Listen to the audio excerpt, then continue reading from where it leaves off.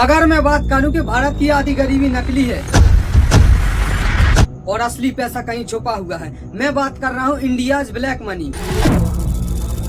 Black money एक बड़ा सामाजिक और आर्थिक मुद्दा है जिसके मायने टैक्स चोरी, भ्रष्टाचार और छिपी हुई कमाई। विश्व बैंक की एक रिपोर्ट के मुताबिक भारत की छाया अर्थव्यवस्था शैडो इकोनॉमी उसकी जीडीपी की 25% है, जबकि national institute of public finance एवं पॉलिसी की स्टडी में यह 15 से 21% पाई गई थी। कुछ रिपोर्ट्स के अनुसार भारत का काला धन इसकी जीडीपी की 75% है, जबकि विश्व बैंक ने इसे लगभग 25% बताया। 2016 से 21 तक 930 सच विदेशी संस्थानों के काले धन के 20,353 करोड़ रुपए उजागर किए। Offshore account Switzerland, Britain, virgin island और सिंगापुर आदि में भारतीयों ने पारंपरिक रूप से पैसे छुपाए। हाल ही में स्विस राष्ट्रीय बैंक की रिपोर्ट में बताया गया कि 2024 तक भारतीयों का पैसा 3.54 अरब फ्रैंक करीबन 37,600 करोड़ हो गया, जो करीबन 2023 से 3 गुना है। कुल मिलाकर इतना काला धन है कि आप सोच भी नहीं सकती। लेकिन क्या आपने सोचा कि ये काला धन बनता कैसे है? अमीर लोग किन किन माध्यम से इस काले धन को जुटाते हैं और इसे कैसे छुपा कर रखते हैं? और क्या यह सिर्फ भारत की परेशानी है या पूरी दुनिया इससे परेशान है? क्या हो अगर ब्लैक मनी का सारा पैसा वापस लौटा है? देखो, नीतीश राजपूत सर अगर द्रोणाचार्य है तो मैं उन्हीं से एक्सपायर हुआ उनका शिष्य एकलव्य हूँ। मैं इस वीडियो में कोई कसर नहीं छोड़ूंगा। हम प्रत्येक पॉइंट को विस्तार पूर्वक समझेंगे रियलिटी और गवर्नमेंट्स रिपोर्ट्स के साथ, तो बने रहिए।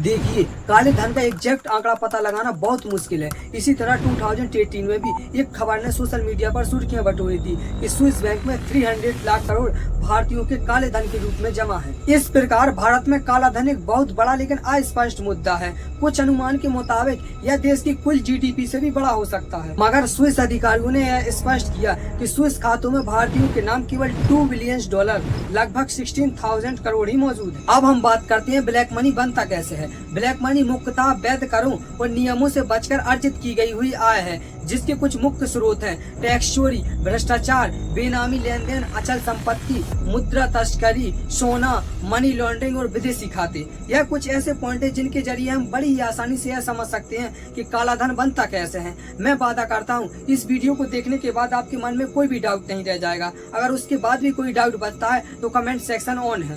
टैक्स चोरी और बाजार में फर्जीवाड़ा। बड़ी कंपनियां और धनी व्यक्ति अपनी आय को कम दिखाकर कर चुराते हैं। व्यापार में आइटम की कीमतें घटा जोड़कर अंडर वैल्यूएशन करों से बचा जाता है। हालिया ईडी छापों में पता चलता है कि सेल कंपनियां बड़े पैमाने पर मनी लॉन्ड्रिंग कर रही हैं। उदाहरण के लिए ईडी ने अप्रैल 2017 में 110 स्थानों पर छापे मारकर 300 सेल्स कंपनियों पर कार्रवाई की, जो कथित रूप से कर चोरी और काले धन की सफाई में लिप्त थी। इन कंपनियों के जरिए करोड़ों रुपए हवाला नेटवर्क और अवैध रूट से बाहर भेजे जाते हैं। इसी तरह नकली इनवॉइस बनाने और काला धन को बंदरबांट करने की रिपोर्ट भी सामने आती है। ईडी की जांच के कुछ मामलों में पाया गया कि कंपनियां काला धन को हांगकांग या अन्य स्थानों पर भेजने के लिए माल की कीमतें गलत बताती हैं। भ्रष्टाचार और रिश्वत। सरकारी दफ्तरों में नौकरशाही और राजनीतिक में भ्रष्ट अधिकारियों को रिश्वत पर कमीशन मिलती है, जो सीधे काले धन की श्रेणी में आता है। इतना ही नहीं, भ्रष्ट नौकर गैर कानूनी सौदे में भी लिप्त होते हैं, जहां खरीद की कीमत बढ़ाकर प्रॉपर्टी और सेवा का भुगतान किया जाता है।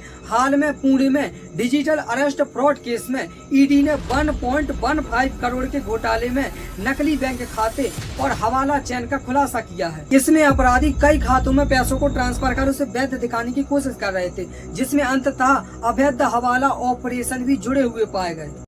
बेनामी लेन देन और अचल संपत्ति। भारत में सबसे ज्यादा काला धन प्रॉपर्टी सेक्टर में चलता है, ऐसा माना जाता है। घर, दुकान या जमीन जैसी संपत्ति बेनामी तरीके से खरीदी जाती है ताकि असली मालिक छुपा रहे। रिपोर्ट्स बताती है कि 9 में से 10 लोगों का मानना है कि आज भी रियल एस्टेट में काला धन व्याप्त है। 2016 के बाद सरकार ने बेनामी लेन देन पर सख्ती बढ़ाई है। आयकर विभाग की जाँच में कई ऐसे ट्रांजैक्शन पकड़े गए जिनमें संपत्ति के कागजात पर असली नाम नहीं था। इन जाँचों में अब तक करोड़ों रुपए की रिमांड की गई है। हवाला व मुद्रा तस्करी। सोना व विदेशी मुद्रा की तस्करी भी काले धन का बहुत बड़ा जरिया है। तस्करों द्वारा सोने को हवाई मार्ग से लाकर उसे स्थानीय ज्वेलर्स को बेचना और मनी लॉन्ड्रिंग के लिए उपयोग करना। एक रिपोर्ट के मुताबिक भारत में अनुमानित 100 मीट्रिक टन सोने की तस्करी होती है, जिसमें केवल एक छोटा भाग ही पकड़ा जाता है। सोना मनी लॉन्ड्रिंग के लिए आदर्श है, क्योंकि इसे कहीं भी आसानी से बेचा जा सकता है और इस पर CFT जैसे टैक्स भी नहीं लगते। सोने के इस अवैध व्यापार में हवाला नेटवर्क की भूमिका अहम है। अमीर लोग विदेशों में भी अपना काला धन जमा करते हैं, जैसे स्विस बैंक खाते या कर स्वर्ग देशों में कस्टर्ड एजेंसी खातों के माध्यम से। इन खातों में पैसे भेजकर घर पहुंचाने वाले लोग अनेक अफवाहों में फंस जाते हैं, जैसे काला धन लौटाओ घोटाले की अफवाहें। पर स्विस अधिकारियों का कहना है कि भारतीयों के खाते में केवल थोड़ी ही रकम है। फिर भी 2016 के पानाम पेपर और बाद के पैराडाइज जैसे खुलासों में दर्जनों नामी गिरामी भारतीय दिखाई दिए। 2016 से 21 तक 913 सच विदेशी संस्थानों के काले धन के 2353 करोड़ रुपए उजागर। इस प्रकार अमीर व संगठित लोग कई रास्ते अपनाकर काला धन को जमा करते हैं, चाहे वह नकदी जमा हो, सोने के सिक्के के रूप में या हवाला व ऑफशोर बैंकों के सहारे। इन सब तरीकों को पकड़ने के लिए सरकार जी जान लगा रही है, जिसे हम अगले सेक्शन में समझने वाले हैं। अब हम बात करते हैं कि अमीर लोग अपना काला धन कहाँ छुपाते हैं। अमीर और प्रभावशाली लोग अक्सर ऐसे रास्तों पर अपना धन छुपाते हैं जहां उसकी ट्रैकिंग मुश्किल हो, जैसे रियल एस्टेट, विदेशी बैंक खाते, सेल्स कंपनियां और निवेश योजनाएं आम जगह हैं जहां पैसा छुपाया जाता है। अचल संपत्ति। भारत में कई धनी लोग अपनी आय का एक बड़ा हिस्सा अचल संपत्ति खरीदने में लगाते हैं। प्रॉपर्टी सेक्टर में नकद सौदे का बोलबाला है, जहां सरकारी रिकॉर्ड से छुपाकर बड़े लेन देन किए जाते हैं। बहुत सी भूमियां और इमारतें बेनाम लेन देन के जरिए खरीदी जाती हैं, ताकि असली मालिक का पता न चले। उदाहरण के लिए मुंबई और गोवा में बड़े पैमाने पर जमीन के ऐसे सौदा सामने आए जहां खाता किताब में सबसे कम रकम दिखाई गई थी। सरकार भी मानती कि रियल एस्टेट में काला धन जमा करना प्राथमिक माध्यम है और इस दिशा में नए नियम लागू किए जा रहे हैं। Offshore account. Switzerland, British virgin island, Singapore आदि में पारंपरिक रूप से भारतीयों ने पैसे छुपाए। हाल ही में स्विस राष्ट्रीय बैंक की रिपोर्ट में बताया गया कि 2024 तक भारतीयों का पैसा 3.54 अरब फ्रैंक करीबन 37,600 करोड़ हो गया, जो करीबन 2023 से 3 गुना है। मगर स्विस बैंक साफ साफ कहता है कि इन पैसों को सीधे काला धन नहीं मानना चाहिए। फिर भी इनके पास इतने सारे खातों की जानकारी है, मगर भारत अब इनसे जानकारी ले सकता है। 2018 के बाद स्वचालित रूप से सूचना आदान प्रदान शुरू हो गया है। इसके अलावा कैमन द्वीप, स्विट्जरलैंड और लक्समबर्ग जैसे देश भी डार्क मनी में फेमस रहे हैं। दुनिया की कॉर्पोरेट स्टडी बताती है कि धन के कई ट्रस्ट और कस्टर्ड बैंक खाते टैक्स हेवन में बनाए जाते हैं, जहां कानूनी कार्रवाई कम होती है। सेल कंपनियां। बहुत से अरबपतियों कारोबारी फर्जी कंपनियों के जरिए पैसा घुमाते हैं। ये कंपनियां केवल कागजों पर मौजूद होती हैं, जिनके नाम का कोई वास्तविक कारोबार या बैंक अकाउंट हो। इन कंपनियों के जरिए पैसा लगातार घुमाया जाता है ताकि ट्रैक करना मुश्किल हो। उदाहरण के लिए ईडी ने अप्रैल 2017 में 110 स्थानों पर छापे मारकर 300 सेल्स कंपनियों पर कार्रवाई की, जो कथित रूप से कर चोरी और काले धन की सफाई में लिप्त थी। सरकारी आंकड़ों के अनुसार देश में 15 लाख पंजीकृत कंपनियों में से 6 से 7 लाख गुमनाम या बेनामी स्थिति में हैं, जिन्हें फिलहाल कसने का काम चल रहा है। उदाहरण के लिए एक मामला जिसमें एक चार्टर्ड अकाउंट ने 200 से अधिक सेल कंपनियां चलाई थी और भ्रष्ट नेताओं को करोड़ों रुपए की अकोमोडेशन एंट्रीज दी थी। इन घोटालों से पता चलता है कि अमीर लोग सेल कंपनियों के नेटवर्क में मनी लॉन्डर कर सरकार की नजर से बचते हैं। सोना और आभूषण। भारत में सोने का व्यापार पारंपरिक तौर पर नकद में होता है। अमीर लोग अपने काला धन को सोने में बदलकर उसे सुरक्षित रखते हैं। विदेशों से सस्ता सोना लाकर भारत के बाजार में बेचा जाता है, जिससे आयात शुल्क बचती है और भारी नकद हॉजिंग होती है। कुछ रिपोर्ट्स के मुताबिक तस्करों ने सोने को शरीर में छुपाकर भागना शुरू कर दिया। देश के जेवर कारोबारियों ने भी अवैध सोना खरीदने में हिस्सा लिया है, क्योंकि यह सरकारी शुल्क जैसे आयात शुल्क और GST से बचेगा। आभूषण निर्माता बिना बिल के सोने के गहने बांटते हैं, जिससे पैसा अघोषित ही चलता रहता है। इन सब तरीकों को अपनाकर अमीर व्यक्ति अपने धन को वैध दिखाने की कोशिश करते हैं। काले धन को नकद के अलावा बैंकों, स्टॉक, म्यूचुअल फंड्स, क्रिप्टो और अन्य पेमेंट चैनलों में भी रखा जाता है। भारत के बाहर भी कई देशों में इस समस्या की गूंज है। जैसे इस CPI रिपोर्ट में बताया गया कि सिंगापुर, न्यूजीलैंड और स्विट्जरलैंड जैसे देश भी डर्टी मनी की मीडिया सुर्खियों में है। काला धन कोई भारतीय समस्या नहीं, बल्कि विश्व भर में भ्रष्टाचार और टैक्स चोरी के चलते अमीर लोग अपना धन छुपाते हैं। कई विकसित देश जिनमें टैक्स दरें ऊंची हैं, वहां भी कॉर्पोरेट समूह टैक्स हेवन और ट्रांसफर प्राइसिंग से बचने की कवायद करते हैं। एक अनुमान के अनुसार दुनिया में $20 ट्रिलियन पैसा छिपा हुआ हो सकता है, जो भारत की मौजूदा जीडीपी से 10 गुना बड़ा है। केमन आइसलैंड के उदाहरण से यह जाहिर हुआ कि वहाँ एक ही पते पर 18,000 कंपनियां पंजीकृत हैं, जिससे समझ में आता है कि अमीर लोगों ने अपने पैसे को कैसे छिपाया हुआ है। दुनिया के कई देश काले धन से जूझ रहे हैं। ट्रांसपेरेंसी इंटरनेशनल के 2024 के करप्शन परसेप्शन इंडेक्स में भी यह बात झलकती है। पश्चिमी वित्तीय केंद्र जैसे स्विट्जरलैंड, लक्समबर्ग और यूनाइटेड किंगडम को अक्सर डर्टी मनी के लिए फेमस किया गया है। भारत के पड़ोसी देश भी पीछे नहीं है। CPI स्कोर में चाइना को 76 रैंक, पाकिस्तान को 28 और बांग्लादेश को 149 जैसी रैंक मिली है। इनमें साफ है कि इन देशों में भी भ्रष्टाचार के चलते कई तरह के काले धन के रास्ते हैं। वहीं स्विस बैंक में भारतीयों का पैसा 3 गुना बढ़कर 3.54 अरब फ्रैंक हो चुका है। अंतर्राष्ट्रीय स्तर पर कई गठबंधन और समझौते बन चुके हैं। भारत ने OECD के साथ सूचना आदान प्रदान करना शुरू किया है, जिसके तहत 2018 में स्विट्जरलैंड के साथ साथ 100 से ज्यादा देशों के टैक्स सूचनाएं उपलब्ध कराने लगे। कई देशों ने आपसी सहयोग बढ़ाया है। उदाहरण के लिए पानाम पेपर, पैराडाइज पेपर और स्विस लीक्स आदि उजागर हुए, जिन्हें विश्व भर के पत्रकारों ने पूरा किया। हर बार बड़ी कंपनियां और राजनेताओं के छुपे हुए संस्थान सामने आए, चाहे अमेरिका हो, यूरोप हो या एशिया, लेकिन अक्सर इन लीक में केवल जांच ही होती रही और अधिकांश मामलों में कोई ठोस कार्रवाई नहीं दिखी। कई देशों ने इस पर गंभीर कदम उठाए, जैसे कई जगह पर टैक्स हेवन पर कड़े नियम और प्राइवेट बैंकों पर छानबीन, लेकिन काले धन को पूरी तरह रद्द करना बेहद चुनौतीपूर्ण है। सरकार ने काले धन से निपटने के लिए अनेक योजनाएं और कायदे कानून लागू किए, लेकिन हर कदम पर आलोचनाएं होती रही। इसमें कुछ प्रमुख प्रयास जैसे नोटबंदी, ऑपरेशन क्लीन मनी आदि शामिल है। नोटबंदी 8 नवंबर 2016 को केंद्र सरकार ने 500 और 1000 के नोट बंद किए। सरकार का मकसद था कि बड़े नोट बंद हो जाने पर अवैध धन बाहर आएगा।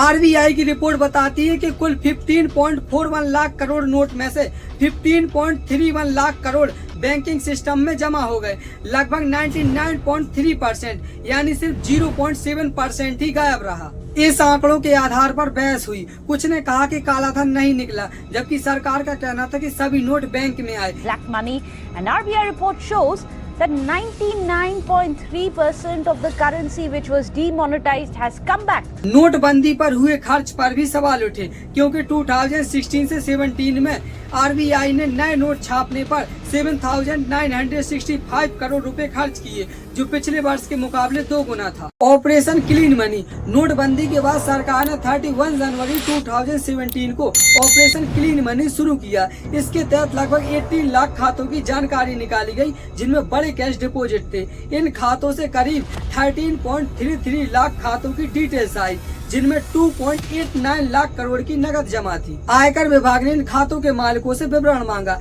और डेटा एनालिटिक्स से 5.56 लाख नए संदिग्ध मामले पहचान। नवंबर 2016 से मई 2017 तक जांच में 7,526 करोड़ छिपी आय मिली और 1,003 करोड़ सीलिंग की गई। इन पहलुओं के चलते आयकर रिटर्न की संख्या में बढ़ोतरी हुई और टैक्स बेस फॉर्मल इकोनॉमी की ओर बढ़ा। उदाहरण के लिए जनधन खातों की संख्या बढ़ी। सरकार का दावा है कि इन पहलों से न केवल काले धन की सफाई हुई, बल्कि फॉर्मल सेक्टर में पैसा आया। म्यूचुअल फंड्स में निवेश 54% बढ़ा और जनधन खातों की संख्या 29.52 करोड़ तक पहुंच गई। सूचना के आदान प्रदान, अंतर्राष्ट्रीय सहयोग बढ़ाया गया। 2018 से स्विस प्रशासन ने स्वचालित तरीके से भारत की टैक्स संबंधित जानकारियां भेजनी शुरू की। इसी तरह कई बार विदेशी सरकारों ने काले धन संबंधित जानकारियां भारतीय एजेंसियों को दी। जैसे सन 2011 में फ्रांस ने HSBC स्विस बैंक में 628 खातों की जानकारी दी थी। भारत ने भी इन पर जीरो टॉलरेंस दिखाते हुए कई मामलों की जांच की। कानूनी कार्रवाई और सख्ती, काले धन पर नकेल कसने के लिए कानून भी बनाए गए हैं। आयकर विभाग, ED और CBI आदि जैसी एजेंसियां बड़ी तहकीकात कर रही है। उदाहरण के लिए 2017 में ED ने सेल्स कंपनियों पर शिकंजा कसा। सुप्रीम कोर्ट की SIT भी समय समय पर रिपोर्ट देती है। इसके अलावा हवाला नेटवर्क को रोकने के लिए भी कड़े प्रावधान है। हाल ही में मुंबई में ईडी की जांच में जाली खातों के साथ साथ अवैध हवाला ऑपरेशन भी पकड़ा गया, जिससे यह ज्ञात हुआ कि अपराधी विभिन्न खातों और ट्रांजैक्शनों से पैसा अवैध रूप से बाहर कर रहे थे। मनी लॉन्ड्रिंग एक्ट के तहत ऐसे मामले सजा के दायरे में आते हैं और सरकार ने ऑनलाइन ट्रांसफर पर सख्ती बढ़ाई है। इन पहलुओं के अलावा भ्रष्ट लोगों के खिलाफ जन सुनवाई अभियान, helpline, digital banking promotion, UPI, Bhim और रियल एस्टेट में ई रिकॉर्डर जैसी तकनीकों को लागू किया है। इन छोटी छोटी कोशिशों से ब्लैक मनी के मार्ग को कमजोर किया जा रहा है। सरकार लगातार दिखा रही है कि वह काले धन की सफाई में जुटी है, लेकिन आलोचक कहते हैं कि भी बहुत कुछ किया जाना बाकी है। हाल ही के दिनों सीबीडीटी ने फिजिकल ईयर 2025-26 के लिए 2.4 लाख करोड़ की आसूचित आय खोजने का लक्ष्य रखा है, जो इस काम की गंभीरता दर्शाता है। अब हम बात करते हैं कि काला धन अगर भारत में वापस लौटा है तो क्या होगा। काला धन देश में वापस लौटने पर बहुत से सामाजिक और आर्थिक लाभ होंगे। सबसे पहले तो अप्रकाशित धन को टैक्स सिस्टम में लाकर सरकार का राजस्व बढ़ेगा, जिससे बेरोजगारी, बुनियादी सुविधाओं आदि का खर्च बढ़ाया जा सकेगा। काला धन वैध बनने से औपचारिक अर्थव्यवस्था का आकार बढ़ता है, जिससे जीडीपी वृद्धि की संभावनाएं बनती हैं। नोटबंदी के बाद जैसे म्यूचुअल फंड्स में भारी निवेश देखा गया और जनधन खातों की संख्या में बढ़ोतरी हुई। इसके अलावा जब अवैध संपत्ति आवंटित नहीं होती तो कर्ज पर ब्याज दरें कम हो सकती हैं, क्योंकि फिर सरकार को कम कर्ज लेना पड़ेगा। काला धन वापस आने में भ्रष्टाचार नियंत्रण में भी मदद मिलती है, जिससे विदेशी निवेशकों का भरोसा बढ़ेगा। इससे देश की क्रेडिट रेटिंग सुधर सकती है और मुद्रा स्थिरता बनी रह सकती है। प्रभावी चुनौतियों और जांचों से पता चलता है कि भ्रष्ट व्यवस्था पर लगाम लगाने से आम जनता को राहत मिलेगी, सरकारी योजनाएं निर्बाध रूप से चलेगी और कमजोर वर्ग के लिए पैसा उपलब्ध हो सकेगा। प्रोत्साहन स्वरूप सरकार यह भी दिखाती है कि फॉर्मल लेन देन को बढ़ावा देने से फायदे होते हैं। उदाहरण के लिए जीएसटी लागू होने के बाद राजस्व संग्रह में बढ़ोतरी हुई। यदि काला धन वापस आता है तो निवेश, बुनियादी ढांचा, शिक्षा, स्वास्थ्य के क्षेत्रों में अधिक पूंजी जुटाने में आसानी होगी। भ्रष्टाचार में कमी से समाज में विश्वास बढ़ेगा, जिससे समानता की भावना आएगी। जिस तरह ऑपरेशन क्लीन मनी जैसे पहलुओं से फॉर्मल अर्थव्यवस्था को बढ़ावा मिला है, वैसे ही बड़ी मात्रा में काला धन लौट आने से भारत की आर्थिक ताकत और प्रतिस्पर्धा मजबूत होगी। अब हम बात करते हैं पर्दाफाश विवाद। काले धन के मुद्दे हमेशा से विवाद और चर्चा में रहे हैं। सरकार के दावे, विपक्ष की आलोचनाएं और सियासी बयानबाजी चलती रहती है। उदाहरण के लिए नोटबंदी के बाद यह तर्क छिड़ा कि आरबीआई रिपोर्ट में 99.3% नोट बैंक में जमा हो गए तो काला धन बाहर नहीं आया। वहीं सरकार का कहना था कि इससे फॉर्मल सेक्टर में नकदी आई, जिससे लेन देन बदली। आलोचना में यह भी कहा गया कि लागत के मुताबिक प्रभाव कम पड़ा। मीडिया और सोशल नेटवर्क के जरिए अफवाह भी फैली है। कभी हिंदुस्तान में फैलती थी कथित विकिपीडिया वाली सूची, जिनमें नेताओं के नाम होते थे, पर बाद में वह झूठी निकली। उदाहरण के लिए 2016 में यह प्रचार हुआ कि विकीलीक्स ने कई भारतीयों के नाम जारी किए, पर ऐसा कोई आधिकारिक खुलासा कभी नहीं हुआ। इसी प्रकार पास में एक वायरल मैसेज में दावा किया गया कि स्विस बैंक ने सभी उड़े हुए नोटों के खातों को बंद किया है। स्विस बैंक ने इसे सिरे खारिज किया। इन झूठी खबरों ने जनता में भ्रम फैलाया। साथ ही पानाम पेपर और पैराडाइज पेपर जैसे खुलासों के बाद भी कार्रवाई की धीमी गति को लेकर सवाल उठे। नेशनल इन्वेस्टिगेशन एजेंसी और ईडी द्वारा बड़े नामों पर जांच चल रही है, लेकिन परिणाम अभी कम ही आए हैं। 2018 में सीबीडीटी ने बताया कि 426 भारतीयों के खिलाफ जांच है। इनके नाम पानाम पेपर में थे, लेकिन इनमें से 352 को नो एक्शन बताया गया और केवल 74% मामलों की कार्रवाई को ही योग्य माना गया। स्विस लीक्स 2011 में भी 828 करोड़ की छिपी आय मिली, पर यह कुल जमा राशि के मुताबिक बहुत कम थी। इन तथ्यों ने सवाल खड़े किए कि प्रशासन कितने तत्परता से काले धन को वापस ला रही है। राजनीति में भी इस मुद्दे का खूब इस्तेमाल होता है। विरोधी पार्टी नोटबंदी को असफल बताकर अपना आक्रोश जाहिर करती है। सुप्रीम कोर्ट की एसआईटी भी इस पर अपनी रिपोर्ट लगाती है। कुल मिलाकर काला धन भारत के लिए आज भी एक गहरा रहस्य बना हुआ है। इसे लेकर हर स्तर पर सवाल जवाब होते रहते हैं। सरकारी आंकड़े, विपक्ष की राय, मीडिया की रिपोर्ट्स और जनता की आकांक्षाएं इस विषय को और जटिल बनाती हैं। एक बड़ा सवाल यह भी है कि काला धन भारत में आया क्यों नहीं।